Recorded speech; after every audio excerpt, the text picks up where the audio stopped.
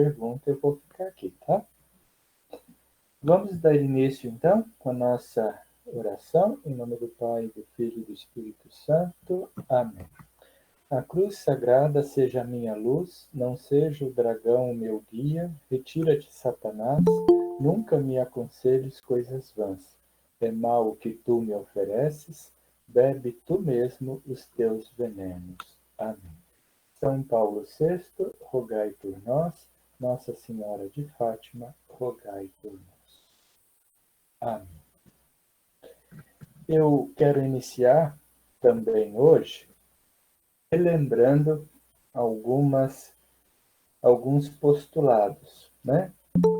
Não são novos, não. São os mesmos que eu citei a semana passada.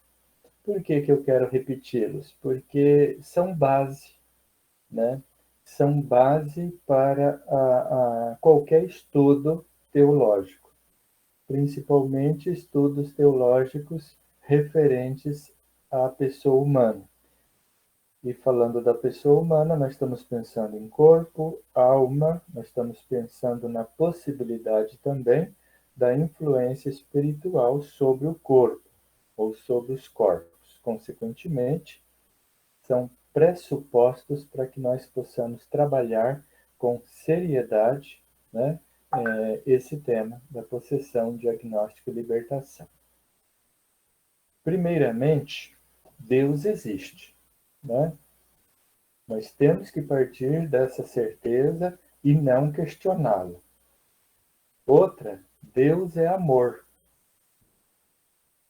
Deus é amor. Consequentemente, a sua bondade é absoluta. Se a sua bondade é absoluta, ou seja, não é condicionada a nada nem a ninguém, e nada de mal pode provir dele, a sua previdência e a sua providência são também absolutas. Deus criou o mundo visível e o mundo invisível. Essa é uma verdade que está no credo da fé católica, né? Todos os anjos, consequentemente os demônios, foram criados bons. Todos nós, humanos, somos seres espirituais, unidos substancialmente a corpos materiais. Portanto, não existe uma separação, ou melhor, não se trata de uma união acidental, assim como o meu corpo é unido à minha roupa. Eu estou unido a este corpo em modo substancial. Os anjos, consequentemente os demônios, são dotados de inteligência e liberdade.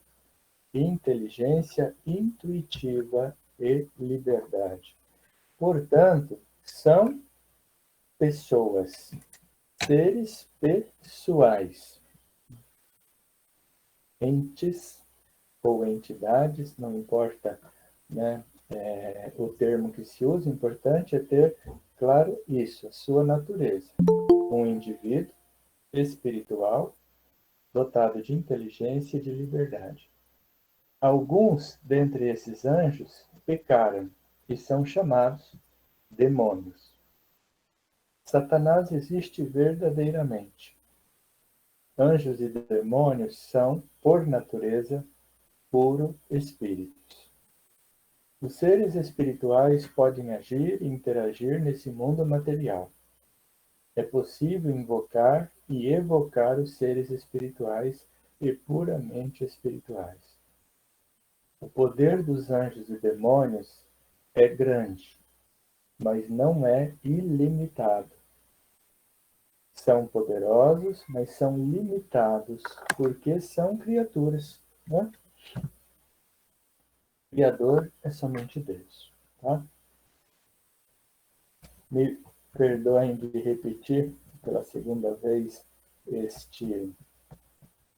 estes postulados, mas eu os considero importantíssimos, né?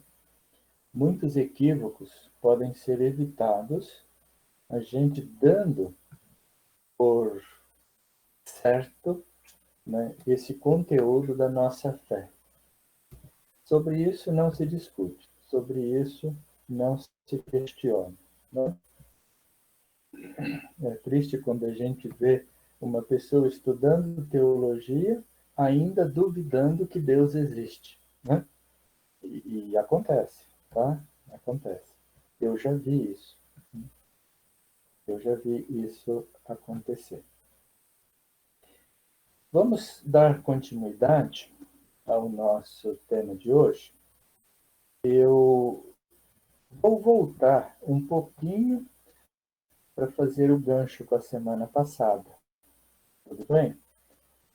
É uma pergunta retórica, porque eu não vou obter nenhum sinal de concordância de vocês, a não ser se o Daniel quiser concordar comigo. Eu vou retomar do início do item exorcismo para que a gente faça o gancho, né? Porque uma semana se passou. E também porque alguns podem estar aqui hoje pela primeira vez. Tá? Como eu estou usando o mesmo computador para seguir os slides, eu não estou vendo vocês. Então, Daniel, quando eu ficar em dúvida se a conexão está boa, eu vou te perguntar, tudo bem? Todos estão me ouvindo? Está me ouvindo bem, né, Daniel? Tudo bem. Aqui eu não vejo vocês, mas tudo bem. Então, vamos retomar, né? Voltando um pouquinho atrás, vamos retomar do item exorcismo. Tá? Relembrando que significa, é uma palavra do grego que significa ex, fora, e orkos, juramento. Significa por fora, ou tirar para fora, né? Ou expulsar, ou esconjurar. Portanto, exorcizar quer dizer expulsar um demônio, conjurando em nome de Deus. Isso aqui é muito importante para entender a doutrina da igreja sobre exorcismo. Não é em próprio nome, nem em nome da igreja, na verdade, mas é em nome de Deus. A ação da igreja, a ação libertadora que a igreja exerce através do ministério dos exorcistas, é uma ação em nome de Deus. Tá? Pode ocorrer por duas formas. Estamos falando de exorcismo, não de libertação, tá? Não de oração de libertação. O exorcismo pode acontecer de forma deprecativa ou de forma imprecativa. A forma deprecativa se realiza pelas orações dirigidas a Deus para afastar o mal, personificado ou não, exorcismo menor. Portanto, a fórmula deprecativa seria assim: o exorcista pedir a Deus que liberte a pessoa da influência espiritual maligna. Tá? É o chamado exorcismo menor. Os exorcismos menores estão previstos também no itinerário do ritual de iniciação cristã de adultos. Ou seja, no rito do batismo, a gente encontra, né, o exorcismo menor. A forma imprecativa de exorcismo contém ordens diretas de mando no demônio. E esse é chamado de exorcismo maior, ou grande exorcismo. Em palavras muito simples, o exorcismo menor pode ser feito por qualquer sacerdote, o exorcismo maior só pode ser feito pelo exorcista, ou seja, aquele presbítero nomeado, né, como exorcista na diocese. ou um presbítero que tenha recebido uma licença para, né, celebrar o exorcismo para um determinado caso, tá? Específico. Exorcismo maior, também denominado solene, é, portanto, uma ação litúrgica que faz parte dos sacramentais da igreja. Não é um sacramento, tá? É um sacramental. Em 2005, foi publicada a tradução portuguesa para o Brasil do ritual de exorcismos e outras súplicas, tá? Além do rito de exorcismo maior, o ritual traz também súplicas que os fiéis podem usar para combater o poder das trevas. Então, no ritual, nós temos basicamente três partes. Nós temos o ritual do exorcismo maior solene, exclusivo para exorcistas. Nós temos uma parte, um rito, melhor dizendo, que é o exorcismo menor, que qualquer sacerdote pode celebrar.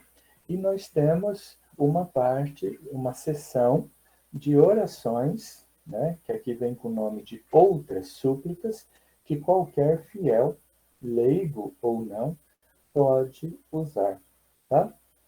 O maligno é designado no ritual como Satanás, como demônio, inimigo, diabo, espírito maligno e espírito imundo.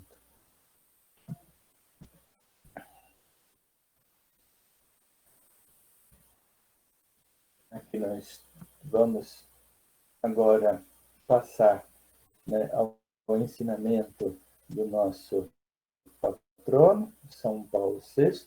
Ele nos ensinou na audiência de 15 de novembro de 1972 o seguinte: poderemos supor a sinistra ação de Satanás lá onde? E aqui é o nosso primeiro conteúdo sobre o item diagnóstico. Como diagnosticar uma situação, uma circunstância, um fato, né, como resultante de uma presença espiritual maligna. Portanto, ele diz: poderemos supor a ação de Satanás onde?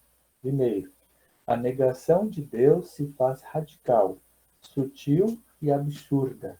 Negar Deus, negar a existência de Deus. Segundo, onde a mentira se afirma hipócrita e potente contra a verdade evidente. Depois, onde o amor é extinto por um egoísmo frio e cruel. O amor é extinto por um egoísmo frio e cruel.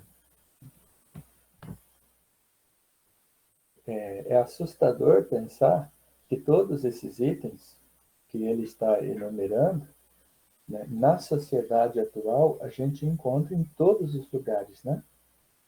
Em todos os lugares a gente encontra a negação de Deus, a mentira tomando o lugar da verdade e o egoísmo, né, tomando o lugar do amor. Depois, onde o nome de Cristo é impugnado com ódio consciente e rebelde. Basta ver todas as situações que a gente encontra pelo mundo afora de perseguição ao nome de Cristo, às igrejas, né, e aos que professam a fé em Cristo. Depois, onde o espírito do Evangelho é mistificado e desmentido, onde a desesperação se afirma como a última palavra. Por fim, a desesperação. Por último, mistificar o Evangelho, tá? Ou seja, não trazer o Evangelho para a nossa vida, para o dia a dia, não encarná-lo, né? E, finalizando, a desesperação como a última palavra. Essa questão da desesperação é muito importante, né, para trabalhar esse tema. Por quê? Porque o objetivo do demônio é levar o fiel à desesperação. O que é a desesperação? É aquela situação em que a pessoa não encontra saída, situação, porque o objetivo dele é a perdição eterna da pessoa. Consequentemente, levá-la ao desespero. Né? E não tem situação pior para a pessoa do que ser levada ao suicídio. Né? É impressionante como a pessoa, aonde existem sinais de perturbação espiritual, simultaneamente existe um forte pensamento, né, um pensamento obsessivo de suicídio, por causa da desesperação. O Catecismo da Igreja adverte que todas as formas de adivinhação devem ser rejeitadas como ações malignas. Então, o Catecismo vê ações malignas, né, nas práticas de recurso a Satanás ou aos demônios, evocação dos mortos ou outras práticas supostamente reveladoras do futuro, consulta dos horóscopos, astrologia, quiromancia. Para quem não tem claro o que é quiromancia, leitura de mãos, né? A interpretação de presságios, de sortes, fenômenos de evidência, o recurso aos médiuns, tudo isso encerra uma vontade de dominar o tempo, a história e, finalmente, os homens, ao mesmo tempo em que há um desejo de conluio com os poderes ocultos. O ritual de exorcismos também nos dá alguns sinais, né, alguns elementos de diagnóstico. Dentre eles, né, esses sinais de possessão, nós temos falar muitas palavras numa língua. Não é falar uma palavra, é formular uma frase, fazer um período completo em uma língua que a pessoa realmente não conheça. Tipo assim, uma pessoa que nunca estudou nenhuma outra língua além do português. E naquele estado de perturbação, ela fala uma frase inteira ou um período inteiro em latim, em aramaico, em grego, né? Ou entender alguém que fala, né? Ou entender alguém que fala. Tipo, o padre está lendo em latim, né? E a pessoa vai retrucando, né, aquilo que está sendo lido, demonstrando que de fato está entendendo palavra por palavra. Também manifestar coisas distantes ou ocultas.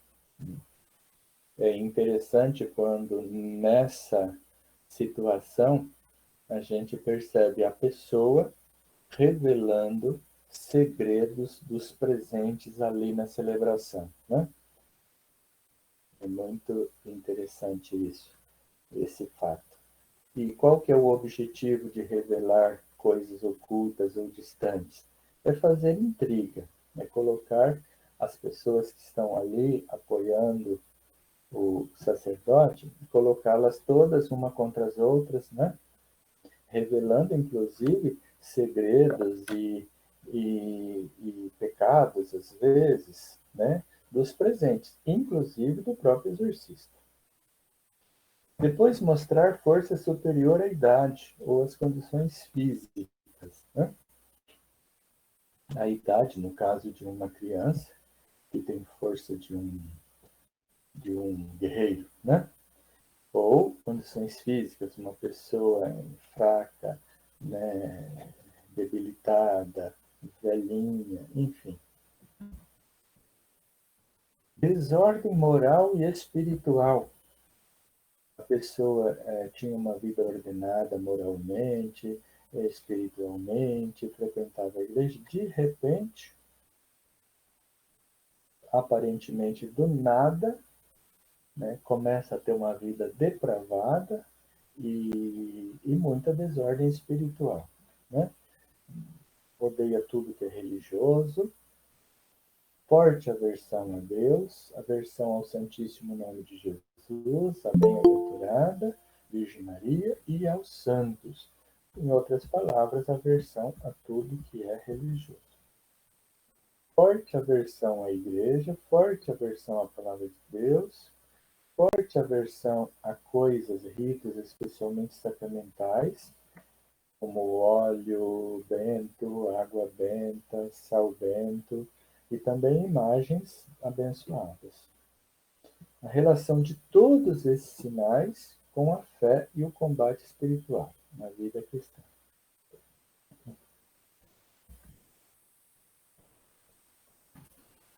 No caso de alguma intervenção, lembra o ritual, é considerado demoníaco, o exorcista tenha, sobretudo, a necessária e máxima circunspecção e prudência.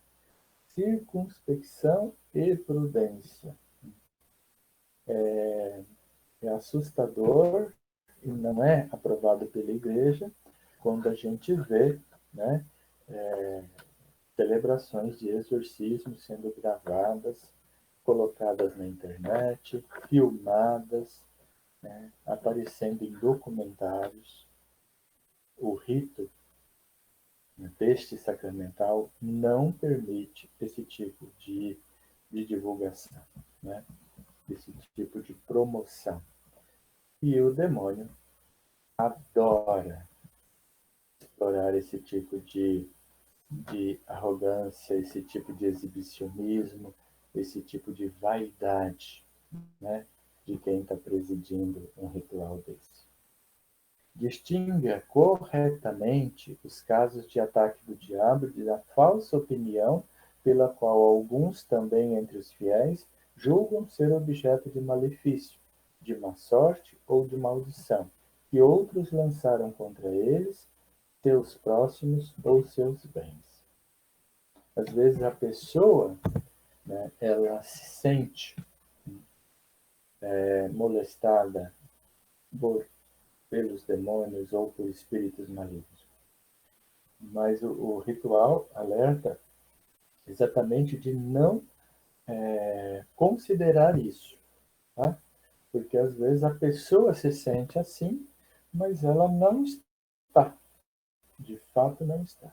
Por isso que eu lembrava semana passada a importância do dom do discernimento. Eu até diria que para nós cristãos, para todos, né? É que a gente crê na ação do Espírito Santo. Então é pedir o dom do discernimento. É o maior dos dons, ao meu ver, para que a gente consiga conduzir a nossa vida com serenidade, principalmente nesse campo aqui. Vamos agora passar então para o ritual propriamente dito, né, do exorcismo. O exorcista não começa a celebrar o exorcismo se não souber com certeza moral. Ele tem que ter uma certeza moral, não precisa ser uma certeza matemática, aquela de 1 + 1 = 2, mas uma certeza moral. Como se chega à certeza moral de que aquilo se trata de uma verdadeira ação maligna, espiritual maligna? Através dos indícios que nós vimos, né, acima. O exorcizando está realmente atormentado. Não precisa ter certeza moral de possessão, mas certeza moral de que aquela pessoa está atormentada pelo demônio. E, se possível, que ela o consinta. Se a pessoa está em condições de falar, de responder, né, precisa perguntar: você quer que a gente celebre o ritual? Se ela disser não, conscientemente, né, não deveria fazer. Sob uma forma simples, faça o exorcismo na celebração do batismo, como nós vimos. O exorcismo solene, chamado grande ou maior, só pode ser feito por um sacerdote e com a licença do ordinário local. O exorcismo tem por finalidade expulsar os demônios ou libertar do poder diabólico, e isto em virtude da autoridade espiritual que Jesus confiou à Igreja. Antes de se proceder ao grande exorcismo, ou solene, é importante ter a certeza de que se trata de uma presença diabólica e não de uma doença. Isso adverte o Catecismo no número 1673. O Código de Direito Canônico, no cânon 1172, diz assim: ninguém pode legitimamente fazer exorcismos em possessos, a não ser que tenha obtido licença peculiar e expressa do ordinário local. Ninguém pode legitimamente fazer exorcismos, né? No parágrafo 2º diz assim: essa licença seja concedida pelo ordinário local somente a presbíteros que se distinga pela piedade, ciência, prudência e integridade de vida. Os exorcismos, portanto, constituem uma matéria muito delicada. Por isto, a Igreja proíbe a quem quer que seja. Notem que o texto original usa a expressão nemo. Nemo. O que quer dizer? A ninguém, absolutamente ninguém, deve realizar exorcismos sobre os possuídos se não tiver obtido essa licença especial e expressa.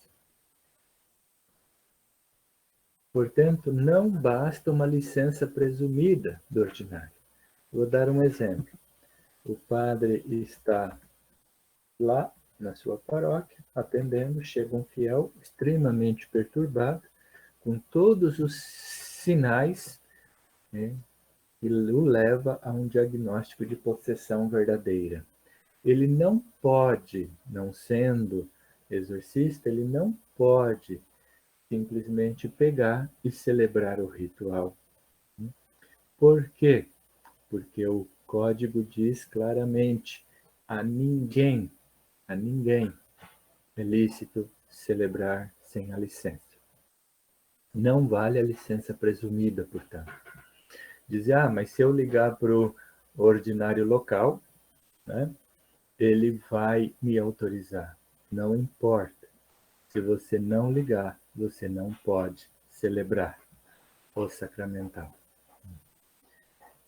E quem é esse ordinário local? Quem nos responde é o cânon 134, no parágrafo 2. O ordinário local, portanto, a autoridade eclesiástica competente para dar essa licença de fazer o exorcismo solene, é o Romano Pontífice, para a Igreja, né, universal, o bispo diocesano, para todo o território da diocese, o vigário-geral, para todo o território da diocese, e os vigários episcopais, dentro do limite das suas competências. Se for um vigário episcopal territorial, dentro do seu território. Se ele for pessoal, algumas dioceses podem ter vigários episcopais para determinada classe de pessoas, né? Tipo um vigário episcopal para a juventude.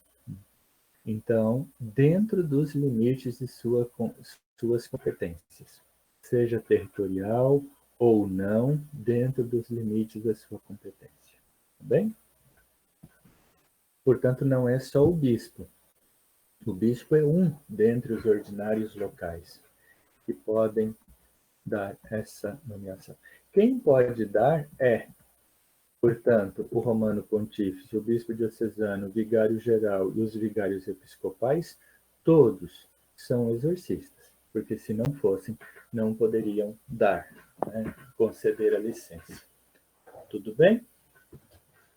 Eu vou fingir que eu recebi uma resposta, tá? O ordinário local pode conceder essa licença somente a um presbítero que tenha todas as qualidades acima citadas presentes simultaneamente na mesma pessoa. O que significa isso? Precisa ser um presbítero que tenha piedade, ciência, piedade, seja um homem de fé, de oração, como todos os padres deveriam ser, né? De ciência, ou seja, cultura teológica suficiente e seja uma pessoa prudente. Chamar a televisão, fazer entrevistas durante o rito de exorcismo, fazer documentários durante o exorcismo, isso não é prudência. E integridade de vida, integridade moral de vida. E não basta ser piedoso, não basta ser somente doutor nas ciências sagradas, não basta ter prudência, não basta ter integridade de vida. Precisa ter as 4 qualidades juntas: piedade, ciência, prudência e integridade de vida. O fato de a Igreja, o direito canônico, não dar a faculdade de celebrar exorcismos a todos os presbíteros é um fato muito triste. Significa que o direito dá como pressuposto de que nem todos os presbíteros sejam pios, tenham ciência, tenham a prudência e tenham a integridade de vida. Né? Por que digo que é triste? Porque a gente acha que todos deveriam ter, né? Para estar no altar, ter piedade, ter ciência, ter prudência e ter integridade de vida. Mas o direito, ele trabalha com a realidade dos fatos. E a realidade dos fatos é essa, né? São todos chamados à santidade, mas nem todos o são, né? Precisa, portanto, repito pela última vez, coincidir no mesmo presbítero as 4 qualidades. Tá bem? Nós temos alguns alertas do então cardeal Ratzinger, presentes na instrução sobre o exorcismo da Congregação para a Doutrina da Fé. Não é lícito aos fiéis cristãos, aqui no caso está pensando aos leigos, mas o termo fiéis cristãos vale para todos, né? Utilizar a fórmula de exorcismo contra Satanás e os anjos apóstatas contida no rito que foi publicado por ordem do Sumo Pontífice Leão XIII. Muito menos lhes é lícito aplicar o texto inteiro desse exorcismo. Por que esse alerta, feito lá nos idos 1985, no número 2, porque muitos, dentre leigos e diáconos e sacerdotes não exorcistas, estavam, ou estão ainda, né, mas naquela época isso era muito sentido, usando o ritual de Leão XIII para fazer verdadeiros exorcismos maiores. Bem, isso foi feito em 85, tá? Essa advertência.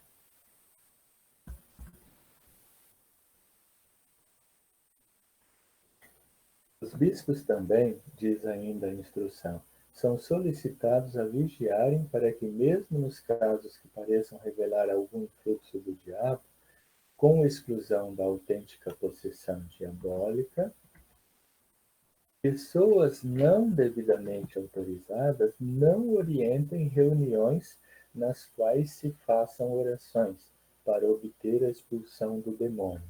Orações que diretamente interpelem os demônios. Uma oração, interpelar os demônios, significa falar com eles, tá? Ou manifestem o anseio de conhecer a identidade dos mesmos. Falar com eles e pedir o seu nome, tá? Claro que essa instrução, em grande medida, ela está não anulada, mas já superada, em certo sentido, pelas normas presentes no novo ritual dos exorcismos, tá? Que retoma toda essa orientação e agora, no novo ritual, nós temos o rito que só o exorcista pode fazer, temos o rito que os sacerdotes todos podem fazer e temos uma sessão que qualquer fiel, incluindo diáconos e leigos, podem fazer, tá bem? Que é aquela sessão de súplicas, né, com orações de libertação.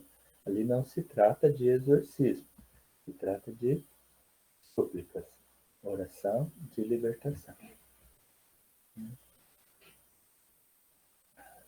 Podemos agora passar para indicações pastorais da CNBB. Tá? Eu vou passá-las, depois a gente caminha para o encerramento e passamos as perguntas, que eu acho, sempre da minha experiência trabalhando esses temas, né, o momento das perguntas é o momento mais enriquecedor. É o momento que a gente pode dialogar e trocar ideias sobre esse tema, tá bem? Primeira indicação pastoral que a CNBB dá a toda a Igreja do Brasil é o seguinte: discernimento. Na página 51, diz assim: pessoas não devidamente autorizadas não orientem. Orientar, presidir, né? Reuniões nas quais se façam orações para obter a expulsão do demônio. Orações que diretamente interpelem os demônios ou manifestem o anseio de conhecer a identidade dos mesmos. Quando o documento diz pessoas, não está pensando somente a leigos, tá? Pessoas não devidamente autorizadas. Pode ser o diácono, pode ser um presbítero, não devidamente autorizadas. Não orientem reuniões. E notem que retoma a instrução. Interpelem os demônios. Que pretenda falar com os demônios, com os espíritos malignos. Ou manifestem o anseio de conhecer a identidade dos mesmos. Segunda orientação: conhecer a complexidade da terminologia relacionada aos demônios e aos demônios, ou seja, a Satanás e aos demônios. Diz assim o documento: algumas pregações e práticas religiosas têm exagerado sobre o poder de Satanás, que é o poder de uma criatura espiritual poderosa, mas é limitado. É limitado por quê? Porque são criaturas malignas, poderosíssimas, mas não é um poder ilimitado. Quem tem poder ilimitado, poder absoluto, é somente Deus. Terceira orientação: alargar a reflexão. Há dimensões da vida, do saber, do viver e do ser que ultrapassam todos os meios que a humanidade tem para verificar sua experiência. A racionalidade não é suficiente para abarcar a totalidade da vida. Esse é um alerta de que não podemos considerar, né, que seja possível explicar com a racionalidade, portanto, com a ciência, todos os fatos humanos, todos os acontecimentos. Em outras palavras, nem tudo que parece doença é doença. Muita coisa que parece doença, parece paranormalidade, pode ser sim ação espiritual maligna. Quarto, a força dos sacramentos. Os fiéis devem ser exortados a reconhecer a força dos sacramentos e da oração para se libertarem das forças do maligno. Devem ser conduzidos as pessoas que se sentem ou que estão perturbadas espiritualmente, né? Conduzidas aos sacramentos. Quinto, o uso dos sacramentais. É necessário promover uma catequese prudente e adequada em relação ao uso dos sacramentais. Devemos remover a percepção mágica difundida sobre o uso da água e do sal. Claro que quando aqui o documento fala de sacramentais, está pensando principalmente nesses elementos, né? Água, sal, e aqui não cita, mas com certeza podemos incluir o óleo também, né? O que é uma percepção mágica? Eu vou procurar explicar com palavras bem simples, sem me tornar simplório, né? Deixa de ser fé autêntica e se torna magia, ou se torna uma percepção mágica, quando nós achamos que é o elemento sal, é o elemento óleo, é o elemento água que afugenta o espírito maligno, ou que liberta, né, a pessoa da ação espiritual maligna. Aqui que está a percepção mágica. Não é quando fazemos uso desses sinais sacramentais, né, tendo a certeza de que é a fé, é a fé que nos liberta, é a ação da graça divina presente, né, presente nesses sacramentais, que vai produzir o efeito de libertação daquela pessoa. Não sei se ficou claro, mas nas perguntas vocês podem, né, dizer que ficou, se não ficou, perguntar. Tá bem? Daniel ainda está me ouvindo?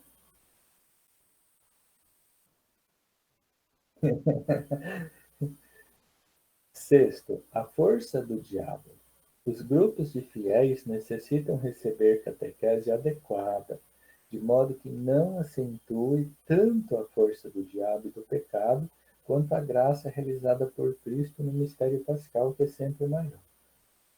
Como eu dizia, Satanás, sendo a criatura mais perfeita na criação, né, o que mais de sublime existia, criado, bom, por natureza bom, né, mas por vontade, por livre deliberação, tendo se corrompido, quando você corrompe o ótimo, você tem o péssimo. Exatamente isso aconteceu com ele. E, simultaneamente, né, como nos ensinam os padres da Igreja, os demais anjos rebeldes pecaram, né, juntamente com ele. Sempre por aquela soberba, por aquele ato de dizer não te servirei, como eu disse semana passada. Né? É poderoso? Sim, muito, muito, muito poderoso. Muito mais do que todos nós juntos, muitíssimo mais do que todos nós juntos. É capaz de possuir literalmente todos os seres humanos de uma só vez. Não estou pensando só nos humanos da Terra. Podemos alargar isso, capaz de possuir toda a criação de uma só vez. Mas não é um poder ilimitado. Mesmo assim, é um poder limitadíssimo. Por quê? Porque diante do nome de Jesus, ele cai por terra. É o poder de uma criatura, né, com capacidade angelical, com perfeição angelical, com inteligência intuitiva. Inteligência intuitiva. O que significa isso? Significa que nós, diferente de nós, eles não precisam pensar, eles não precisam de raciocinar. A racionalidade deles não é dedutiva. Tipo assim, para chegar a 2, eu preciso pensar 1 mais 1 igual a 2. A inteligência intuitiva vai direto.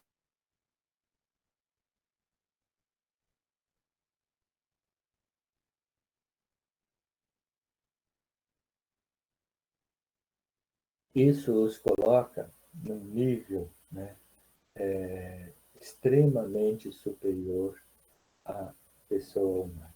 Tá bem? Oi. Em que ponto cortou? Quando, professor, quando o senhor falava ali sobre a intuição que passa do processo lógico, um mais um igual a dois, daí fala da intuição. Aí cortou. Ah, tá. Eu vou concluir. Quem que falou aí foi o Ronaldo? Yes. Muito bem. Eu não estou vendo vocês. Daqui a pouco eu volto lá para ver vocês. Agora eu estou Então, você vendo só as comenta minhas aí. anotações. Então, eu não sei quanto perderam, mas porque eu estava comentando exatamente esse ponto aí, né? Nós fazemos esse caminho dedutivo, tá? Eles não. Eles são puro espíritos, né? Eles são inteligências intuitivas, eles vão direto na verdade. Aí vocês já poderiam, né, ficar se perguntando aí, mas como, se eles veem a verdade, como que eles não se submeteram a Deus e se rebelaram? É assim, soberba, soberba. A perfeição de Satanás ofuscou a sua inteligência intuitiva e o fez dizer a Deus: não me submeto a você. Essa é a tônica do seu pecado, né?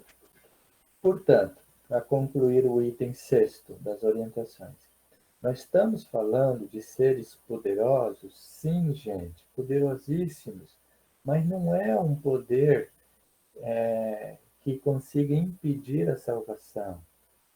Não é um poder que consiga violar a minha liberdade de jeito nenhum, que consiga impedir a realização do reino de Deus de jeito nenhum.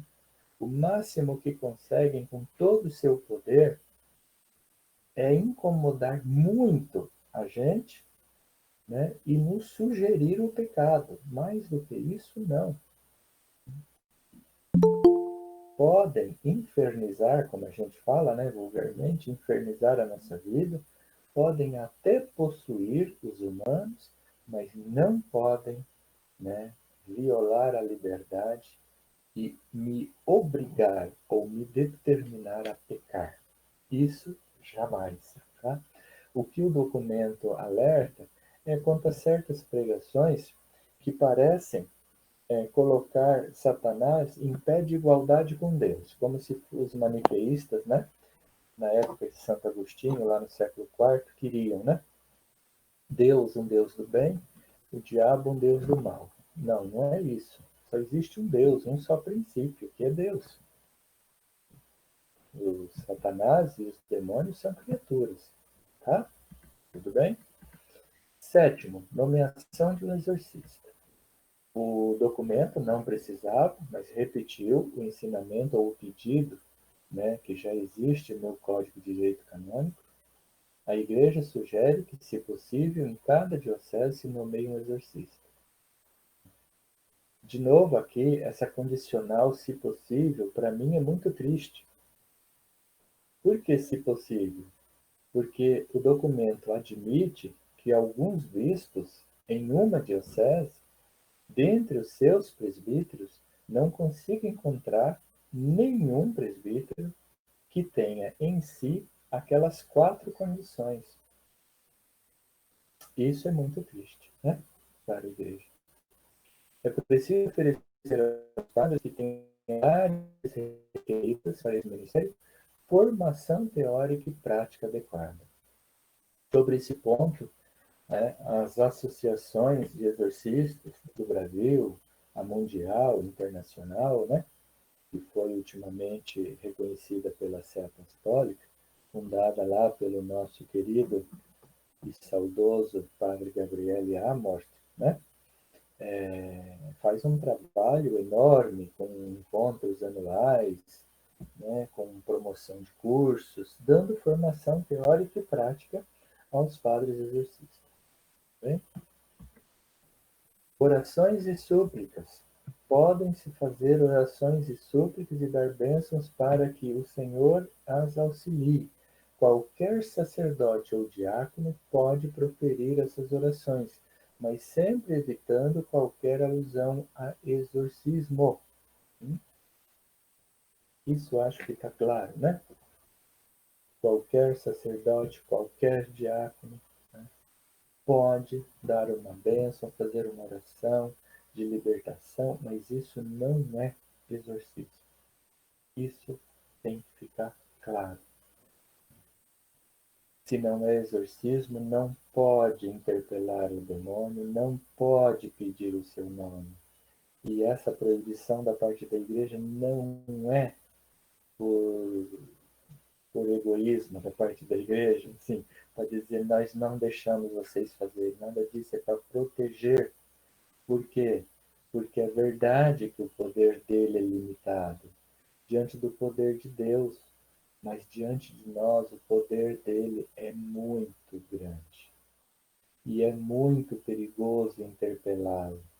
É muito perigoso pedir o seu nome. É muito perigoso. Não querendo assustar ninguém, tá? Mas já assustando. Missas de cura e libertação. O documento adverte: não se justifica teologicamente a prática de celebração de missas com o único intuito de implorar curas. Único intuito. Isso não significa que durante a celebração, respeitadas as normas da Igreja, não possam ser feitos pedidos em favor dos enfermos. Tá?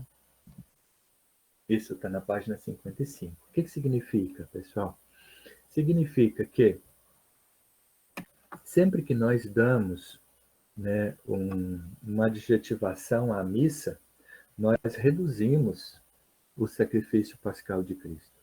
E isso é inadmissível, né? Missa disso, missa daquilo. Não. A missa é a missa. Que na missa a gente possa fazer bodas disso, bodas daquilo, oração para a cura, oração para a libertação, que dentro da missa se possa até fazer um exorcismo, se precisar, é outra coisa. Mas o alerta é não reduzir o sacrifício pascal de Cristo a uma finalidade. Claro que o documento trata de exorcismo, portanto, fala de cura e libertação. Né? Mas o alerta vale para todas as adjetivações, ou seja, reduções da missa. Né? 10º, oração de libertação. O ritual de exorcismos e outras súplicas apresenta nos apêndices, como eu já citei, algumas súplicas que podem ser usadas em circunstâncias especiais da Igreja, em particular na luta contra o poder das trevas. 11. Medo do demônio.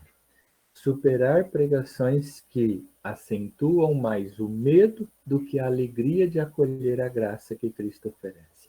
Em outras palavras, o documento pede: vamos abandonar, né, aquela teologia do cagaço e abraçar a teologia da graça que Cristo oferece. Tudo bem? Vocês notam que o grande sucesso do cinema que trabalha a questão espiritual, né, é o medo. Você fica apavorado de ver aquele filme, mas quanto mais você vê, parece que mais você gosta e mais você quer ver. Em outras palavras, se usa o medo para, né, fazer sucesso. Tá bem? Pessoal,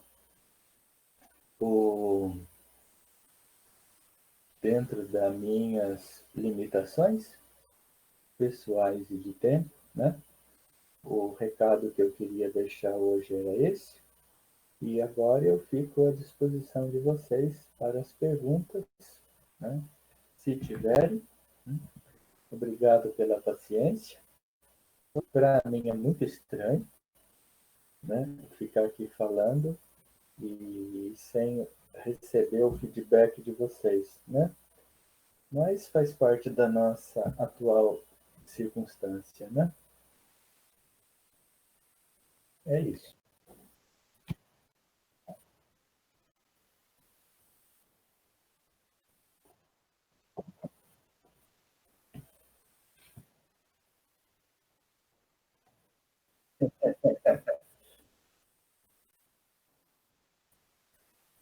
Pode ser.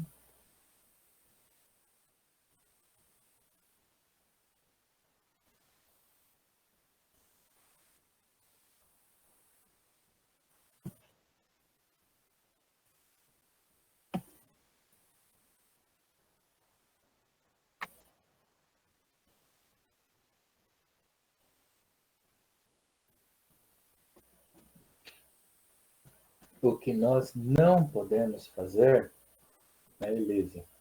Obrigado pela pergunta. Eu vou responder o primeiro que nós não podemos fazer. Nós não podemos partir considerando que aquilo seja uma possessão, né? E, e fazer, né?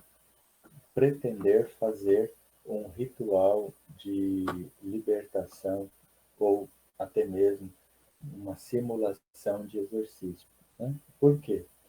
Porque nós estaríamos partindo do pressuposto de que toda manifestação de desequilíbrio psíquico seja possessão.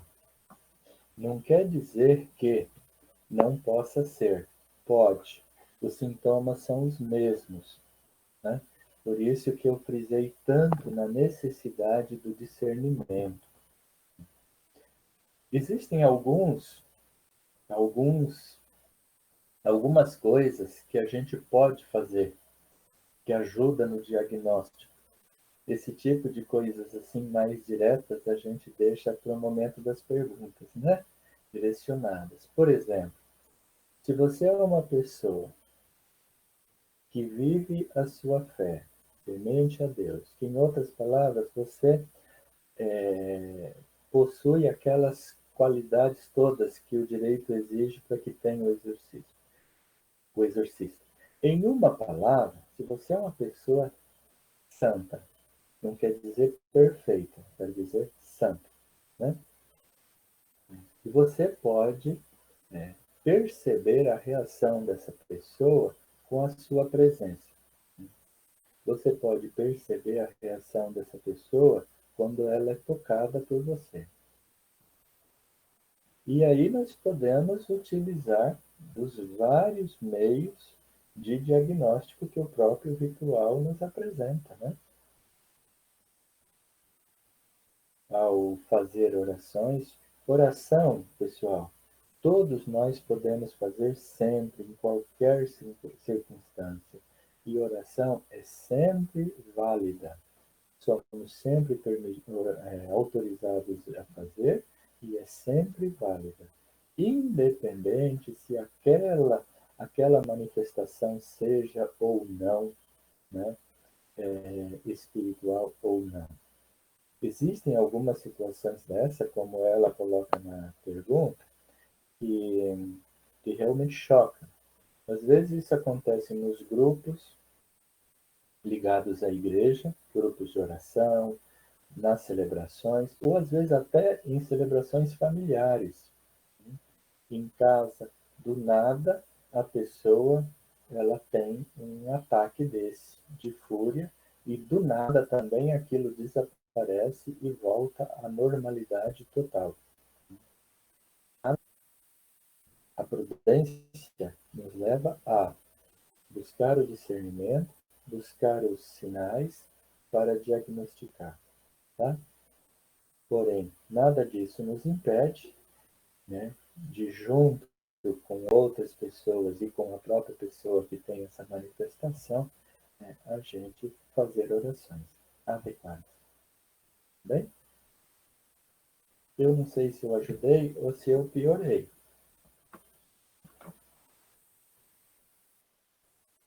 Se eu confundi mais, renova a pergunta aí, Elisa.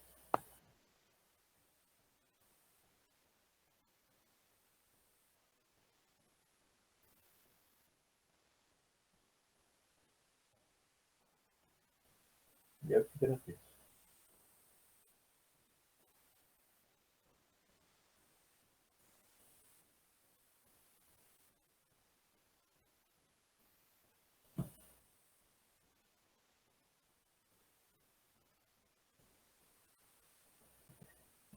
Eu não tenho condições, Tiago, apesar de ser uma pergunta boa e válida, eu não tenho condições de te responder, tá? Porque você me pede uma posição da igreja, tá? E eu não tenho essa posição da igreja. O máximo que eu podia te dizer, e isso vale para qualquer terapia, novas terapias, né? Há pouco, conversando com um padre, eu não vou dizer nem o nome nem de onde, está trabalhando com terapia quântica. Qualquer terapia nova, inovadora, né, que parece, como dizer assim, que vai além dos níveis, né, da física tradicional, e nisso nós temos aqui conosco um perito, que é o professor Ronaldo, né? Precisa sempre, né, ter em mente assim, que a igreja dá orientações gerais, né? E, e dentro da doutrina geral da igreja, nós procuramos pautar o nosso caminho, né? O nosso agir, o nosso caminhar. Como ficou claro, a doutrina da igreja, né, proíbe, né, por exemplo, a evocação dos espíritos não autorizados por ela. Quando eu falo isso, alguns não me entendem e até me questionam. Quais são os espíritos autorizados para serem evocados por nós? Os santos e os beatos. Esses são autorizados. A igreja autorizou a gente a evocar. Então não é verdade que não pode evocar nenhuma alma de morto. Não pode qualquer um, mas os autorizados podem. Como no início do nosso encontro, a gente invocou, né, a proteção de São Paulo VI. E ninguém pode nos acusar, né, de estar contra a doutrina da igreja. Tá bem? O que eu quero te dizer? Posição da igreja, eu não tenho, nem sei se existe. Tá? Se existe, alguém pode me mandar o documento que eu vou ficar feliz em conhecer. O que nós podemos é, conhecendo a doutrina, e ela está toda no catecismo da igreja, a gente vai pautando a nossa vida. Não é com isso, isso não significa que a gente tem que fugir de tudo que seja novo. Não, essa época já passou, tá? A gente deve conhecer, pode conhecer, tá? Mas tendo aqueles elementos basilares da nossa fé que vão nos orientando. E sabendo, se eu for por aqui, eu vou sair fora da orientação da igreja. Eu também digo, não deste ou daquele padre ou deste ou daquele bispo. Da igreja, documentos oficiais, né? Documentos conciliares, documentos como o catecismo da igreja. Tá bem? A voz da igreja a gente encontra nessas posições oficiais. Tá? Se existir uma outra ocasião, Tiago, que a gente possa se encontrar, né, eu prometo buscar mais elementos para te ajudar, tá?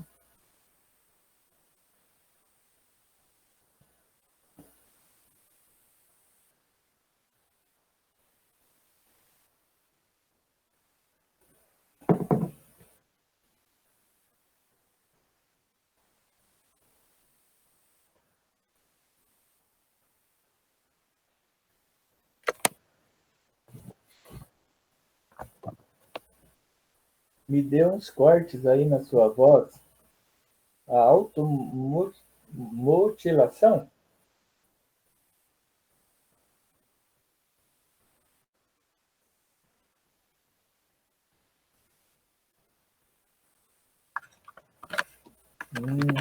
Sim. Olha, é uma pergunta muito interessante, viu? Muito importante. A gente é melhor não associar, mas também não pode descartar. Lembra do que eu já disse, tanto na semana passada como hoje, e a gente, não sei se alguns que estão aqui comigo estiveram naqueles 3 encontros que a gente fez no ano passado, né? Tudo que fere o meu corpo é pecado. Comer demais, comer de menos, maltratar o corpo, provocar dor, automutilação, né? Tudo é uma desordem contra a santidade do corpo. E lembra que eu dizia também a semana passada que a ação maligna, o mysterium iniquitatis, que a gente viu a semana passada, é um fluxo contínuo para o mal, que inunda. Pensem assim no oposto de uma luz, né, que está ali fluindo para toda a criação, não só para a humanidade, para toda a criação, para o mal, para perverter o bem criado por Deus. Tudo bem?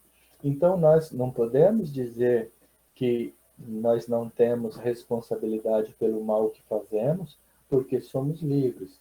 Mas também não podemos negar que por trás de toda ação má existe a sugestão maligna. Por quê? Porque é exatamente isso que o inimigo de Deus faz. Ele manda para toda a criação uma sugestão para o mal. E pior, pessoal, pior, uma sugestão de perverter o mal em bem. Perverte o bem em mal e camufla o mal em bem. Em outras palavras, né, e isso a gente percebe forte, forte nos jovens, nos adolescentes, né? E a gente olha para alguns, né? E a gente vê claramente o nível de perturbação espiritual em que a pessoa se encontra. Então, é inegável que existe ali uma sugestão forte, maligna. Chamar isso de possessão pode ser apressado ou imprudente. Nem precisa, tá? Nem precisa. Porque pode ser também uma automutilação, uma pessoa que quer, de fato, sentir dor. Ou quer, de fato, se mutilar porque não gosta daquela parte do seu corpo. Simplesmente isso. Né? Mas tendo como pressuposto essa ação, esse fluxo, essa sugestão maligna geral na criação, a gente pode, né, ao menos, pressupor como forte indício de que tudo aquilo que me leva a maltratar o meu corpo, né, não vem de Deus. A questão é muito fácil. Quando isso acontece comigo, pessoalmente, né, por exemplo, quando você sente, por uma razão ou por outra, um forte impulso para suicídio. É fácil de você saber se isso é maligno ou não. Isso vem de Deus? Não. Isso vem só de você? Com certeza, não. Por quê? Porque existe dentro de nós um instinto, né, uma força natural de autopreservação. Autopreservação. Quando eu toco o fogo, instintivamente eu tiro a mão. Tanto que muitos suicidas, quando vão para o suicídio, vão executar, instintivamente tentam escapar. E às vezes é tarde demais, não consegue escapar, né? Então a gente percebe que não vem de Deus. Se não vem de Deus, então é maligno, né? Repito mais uma vez, não precisava, é muito, muito importante prudência e discernimento. Prudência e discernimento. Não precisa fazer barulho, fazer acusações, sair por aí dizendo, né, isso, aquilo, né?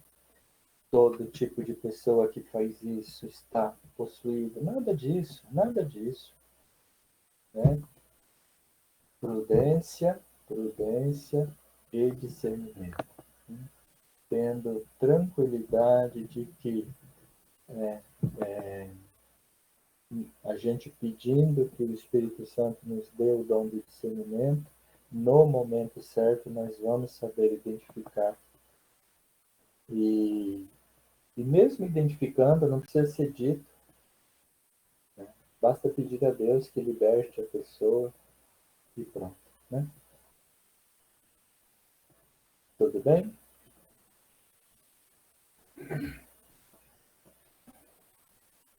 Eu que agradeço, André.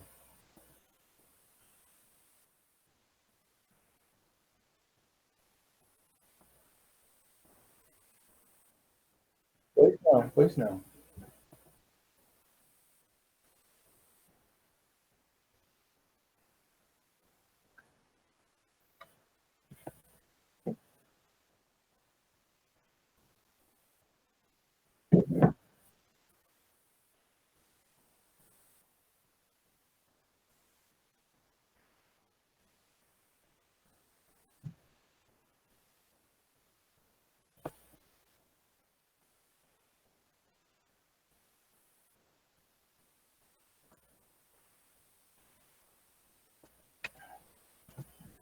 O, eu espero ter compreendido bem, tá?